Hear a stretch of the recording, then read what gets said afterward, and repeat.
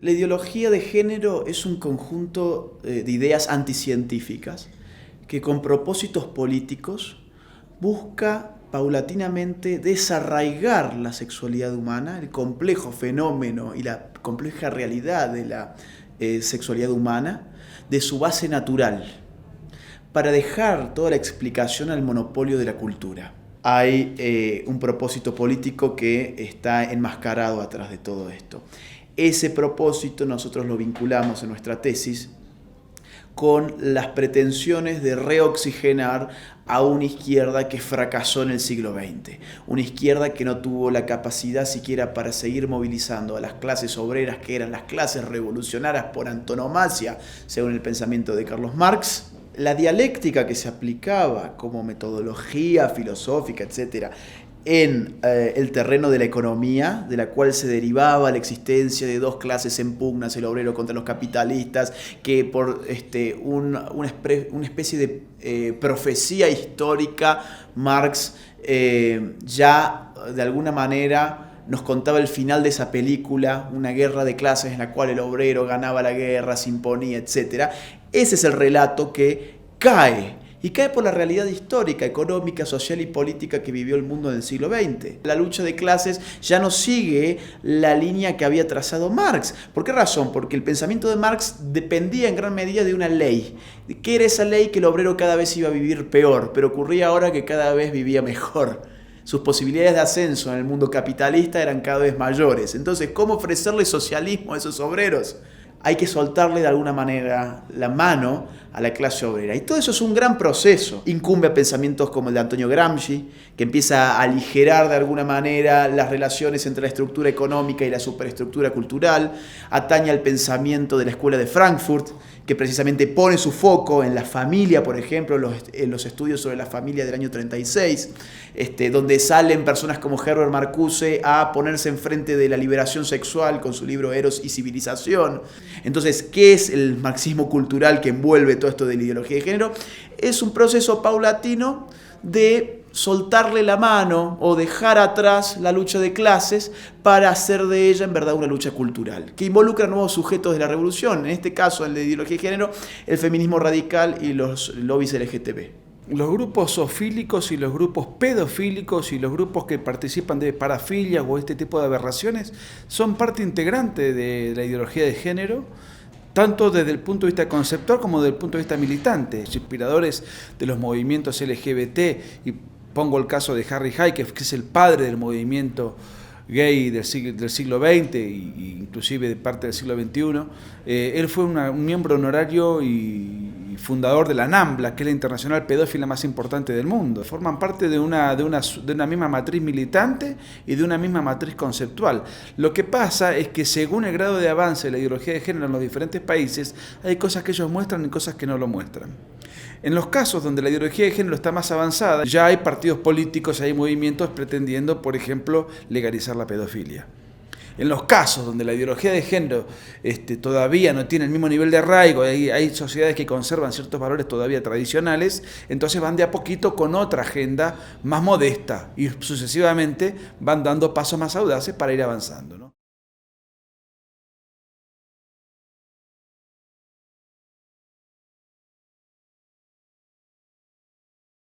Si ahora se trata de una revolución cultural, entonces el enemigo natural de esa revolución ya no es más ni el Estado ni las Fuerzas Armadas que custodian ese Estado. El Estado ahora se tiene que cooptar, porque no hay ideología de género sin estatismo, incluso inyectándole todo un marco adoctrinante para influir sobre las nuevas generaciones, etc. Y las balas ya no son municiones de plomo en una guerra cultural, son ideas. Esto de agitar el conflicto es lo que ha mantenido siempre con vida a las izquierdas. Lo que distancia a la vieja izquierda es que ese conflicto era de clases, y lo que caracteriza a la nueva izquierda es que ese conflicto es de tipo cultural, que en este caso, en el caso de la ideología de género, atañe al género precisamente.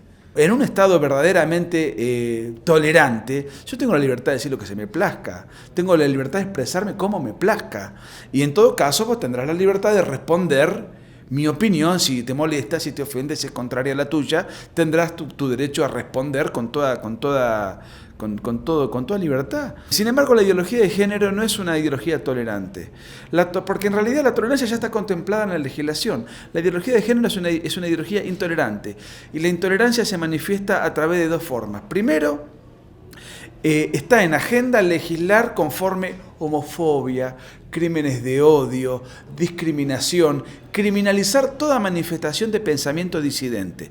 Todo aquel que disiente con la agenda de la ideología de género es como decimos en Argentina, escrachado, estigmatizado, satanizado, demonizado, marginado y, lo que es peor, criminalizado. La nueva izquierda lo que plantea es igualarnos en términos culturales. En el caso del género, bueno, vos como mujer y yo como hombre somos exactamente lo mismo. Eso es ideología pura. No somos biológicamente lo mismo, no somos psicológicamente lo mismo, no somos siquiera neurológicamente lo mismo. Entonces el igualitarismo se mantiene solamente que se exacerba. ¿Quiénes son los que apoyan? ¿Quiénes son los que impulsan esto? Y esto es de conocimiento público, que no se tome como una teoría de la conspiración. La Fundación Rockefeller, la Fundación Ford, la Fundación Bill y Melinda Gates, Open Society de George Soros, es decir, financian todo esto. Atrás puntualmente están, ideológicamente hablando, las izquierdas, financieramente hablando, ciertas fundaciones que responden a magnates de público conocimiento, y apoyados también en el plano de la política por organizaciones políticas internacionales como la ONU, como la UNESCO, UNICEF, la OMS. La homofobia no existe, es un invento político de carácter peyorativo para desacreditar toda manifestación de pensamiento disidente que se le opone. No existe en ningún manual de psiquiatría la fobia al homosexual. Es un invento político impuesto por estas neolenguas o por este discurso que la ideología de género sabe muy bien cómo ofrecer y cómo lograr que este discurso prenda y penetre en el Estado y en los medios de comunicación. De manera tal que esto es una forma de dictadura invisible. Bajo la supuesta inclusión, lo que se hace es excluir, criminalizar, patologizar toda manifestación de pensamiento disidente. Discriminar es elegir. Es una palabra que también se ha desnaturalizado. Discriminar es diferenciar. Discriminar es discernir, pero la discriminación no es en sí algo negativo. Y sin embargo nos han impuesto el catecismo de la ideología de género, nos puso en la agenda que discriminar es malo. ¿Qué quiere decir esto? Quiere decir que nosotros tenemos que aceptar lo que ellos nos pretenden imponer, porque si yo no acepto lo que ellos me pretenden imponer, soy un discriminador. Y si soy un discriminador, y como la palabra discriminación está satanizada, yo mismo quedo marginado, estigmatizado, insultado por el status quo de los cánones hoy vigente, ¿no es cierto? Tener transexualizada la población es un negocio multimillonario para quienes se dedican a la venta y a la producción de hormonas. Es decir, yo tengo que hacer un combate contra la naturaleza para que no me crezca, por ejemplo, la barba, para que mi voz no me salga gruesa. ¿Y eso qué significa? Inyectarme hormonas. ¿Cuándo? ¿Una vez? No, periódicamente, semanalmente. Entonces es una lucha que está perdida de antemano contra la naturaleza, pero de las cuales ciertas industrias sacan mucho rédito económico. Lo que yo tiendo a pensar es que acá ha habido una colonización de donde el pensamiento humano se fabrica, se genera, se produce y se difunde, que son las universidades, y que desde las universidades ese poder intelectual se ha diseminado en otros centros de poder. Además, a ese tipo de uniones se le trata de dar un rango moral, institucional, de legitimidad y de legalidad exactamente igual al matrimonio de verdad. También estoy tratando de reventar a la familia si estoy promoviendo, por ejemplo, uniones incestuosas. El incesto forma parte de la agenda de la ideología de género, incluso en muchos países. De la misma manera estoy tratando de reventar a la familia y corrompiéndola al promover el aborto, es decir, el homicidio de la madre respecto de su hijo que aún no nació. Es constante cómo por todos los medios se busca a la familia como institución fundante, como célula básica del tejido social y como institución que además es custodia y guardián de una tradición de valores. Y por eso la revolución, no hay peor enemigo para la revolución cultural que la tradición cultural de una comunidad. Para reventar la tradición tengo que reventar las instituciones que fomentan esa tradición. Y la institución por antonomasia es la familia. En la ideología de género pone todo su arsenal para destruir a la familia. Como la ideología de género intenta penetrar en el Estado para ser impuesta desde el Estado, Pero al mismo tiempo, un chico que es adoctrinado desde el Estado, en la oficina de pensamiento, en los colegios, en los establecimientos públicos, en donde los ministerios de educación imponen una agenda, una currícula y todo un contenido, si ese chico luego va a su casa y no tiene en su casa el antídoto al veneno ideológico que le fue impuesto desde el aparato estatal educativo, si la familia la tiene destruida, desarmada, es una familia disfuncional, ese chico no tiene en qué lugar contrastar lo que le ha sido impuesto desde el Estado. Y si no lo puede contrastar, ese chico va creciendo con la nueva mentalidad que pretende la revolución cultural. Dentro de la revolución cultural y dentro de la agenda de género, la distorsión idiomática, la distorsión lingüística, la alteración de estadísticas y la alteración de significantes está a la orden del día. En el aborto es falso que lo que se busca es que la mujer tenga derecho a disponer sobre su cuerpo, porque no es el cuerpo de la mujer. No es el cuerpo de la mujer, es el cuerpo de un tercero, que no se puede defender y que además es su hijo. Y es el cuerpo de un tercero, y esto no es un dato religioso, es un dato científico. Desde el momento de la concepción hay vida nueva, única e irrepetible, con una estructura genética distinta de la madre. ¿La madre puede usar su cuerpo? Sí. Puede operarse los pechos, puede ponerse un tatuaje, puede ponerse un arito, puede teñirse el pelo. Eso es disponer del cuerpo. Disponer del cuerpo de un tercero ya es un avasallamiento a los derechos individuales de un tercero. Encima disponer del cuerpo para matarlo, no para cambiarlo al bebé. La ideología de género es excremento vendido dentro de una caja de bombones. ¿Por qué vende? Porque te lo muestran por lo que no es. Te muestran la fotito. Está vendida en nuestra sociedad como liberación. Está vendida como inclusión. Ahora bien, la liberación de la ideología de género es tiránica para otros sectores. Lo cierto es que es una liberación tiránica, porque es una liberación para minorías a través de opresión de grandes mayorías, y es una inclusión excluyente para las personas que después se tienen que someter a esos marcos jurídicos que se empiezan a gestar por la ideología de género. Que dos personas del mismo sexo quieran llevar adelante un proyecto de vida común, a mí me tiene sin cuidado y creo que tienen que tener derechos. El Estado también tiene que garantizar la libertad. Máxima la libertad en el plano íntimo individual, la intimidad, si son personas adultas o con mayoría de edad y en un acto libre y voluntario deciden en el plano de su intimidad, en sus cuatro paredes, tener un vínculo sexual, genital, afectivo, no es mi problema. Tienen que tener ese resguardo, ese derecho. Ellos dicen que tienen que tener el derecho a adoptar niños, pero el derecho de adopción no es un derecho de los padres. Es un derecho de los padres, pero subordinado a los derechos del menor. Primero y prioritario están los derechos del menor. Accesoriamente los derechos de los padres. La adopción es una institución que está pensada, diseñada y tiene que ser priorizada para salvaguarda del niño en situación de desamparo, no para el disfrute de los padres. Primero, el niño tiene que ser adoptado lo mejor que se pueda a la familia natural, a la familia que le dio vida.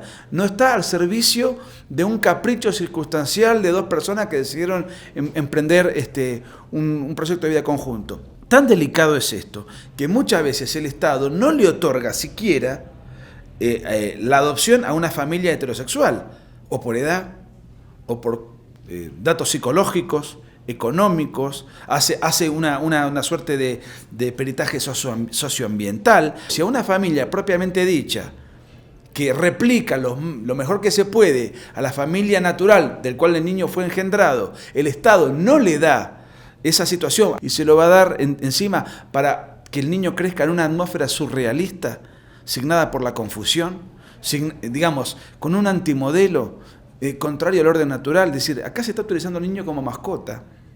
Y el niño no tiene, digamos, la adopción no es una institución al servicio del capricho de los padres. Se está subvirtiendo el orden de prioridades. La cantidad de padres que quieren adoptar es muy superior a la cantidad de niños en oferta de adopción. Y estos absurdos no llegan simplemente a, aceptemos que el cambio de sexo existe como una posibilidad, cosa anticientífica. No existe como, vamos a aceptar de que si un hombre se autopercibe como mujer, entonces es una mujer. Estos absurdos ya llegan en otros países donde imperan desde hace mucho más tiempo, ya han pasado todo límite. Por ejemplo, allí en el primer mundo ya se habla sobre las transespecies. Si yo me autopercibo como un gatito y pongo un platito de leche y me pongo unas orejitas artificiales, entonces soy un gatito, ¿no? Tiene 2 o 3 meses en Gran Bretaña donde un hombre de 56 años se autopercibía como una niñita de 6 años. Entonces, ¿qué hicieron? Se vistió como una niñita, con un babero, con una ropita de nena, y fue al kindergarten, es decir, fue al jardín de infantes. Vos fíjate, ahí que había una inclusión o una exclusión. Depende desde qué ángulo lo veamos. Si lo vemos desde esta persona, que en cualquier momento de la historia hubiésemos dicho, esta persona tenía un problema mental, pero si lo decimos hoy podemos ir presos en muchos países, diremos, bueno, está incluido porque su deseo era ser lo que no es, y su deseo era estar donde no debía estar, que era el kindergarten. Ahora, ¿a quiénes excluimos? A los padres de todas las criaturas que tienen que compartir el curso con una persona de 56 años que tiene una fantasía de sentirse de 6. En el libro negro de la Nueva Izquierda tenemos muchos estudios científicos en donde pone de manifiesto que los niños educados por padres homosexuales tienen una tendencia a la homosexualidad 10 veces superior en promedio, propensión en hábitos, conductas y luego en homosexualidad práctica que un niño criado en una familia heterosexual. Los suicidios son 14 veces más efectivos en personas homosexuales que en personas no homosexuales. San Francisco, por ejemplo, en esa ciudad, con un supuesto encanto liberador, es la ciudad de mayor cantidad de suicidios en el mundo occidental. No es simplemente una simple orientación sexual, una simple tendencia erótica, un fetiche. No. La homosexualidad es algo mucho más complicado. Lamentablemente la población homosexual vive 25 años promedio menos que la población heterosexual. Un transexual o un travesti, como se decía hace pocos años, por ejemplo, vive promedio 35 a 36 años máximo. Una persona tiene derecho a ser homosexual, tiene todo el derecho. Tiene derecho a vivir su intimidad homosexual, tiene todo el derecho. Pero guarda, yo también tengo el derecho a señalar todas estas estadísticas. Es algo autodestructivo. Lo dicen las estadísticas de los ministerios de salud del mundo occidental y de los más prestigiosos ministerios de salud. Eso está todo citado en el libro. Inclusive son estadísticas de la ONU. Nosotros somos partidarios de que cada uno haga en la vida lo que quiera. Lo que uno no puede es evitar las consecuencias de hacer lo que quiera. ¿Y no podemos nosotros acaso señalar eso en el libro? Nos patologizan el pensamiento. Y si nos patologizan el pensamiento, ¿quiénes nos patologizan el pensamiento? Los sectores que se sienten afectados por nuestra opinión. ¿Pero cómo? ¿No son esos los sectores de la diversidad y la tolerancia? Estamos presentándolo a partir de hoy en México en varias ciudades. Vamos a estar 20 días. Se va a vender en todas nuestras charlas, conferencias y eventos. Independientemente de eso, de este pasaje nuestro que es fugaz durante casi un mes, el libro se puede conseguir en Amazon desde cualquier lugar del mundo en versión digital, incluso a un precio mucho más barato.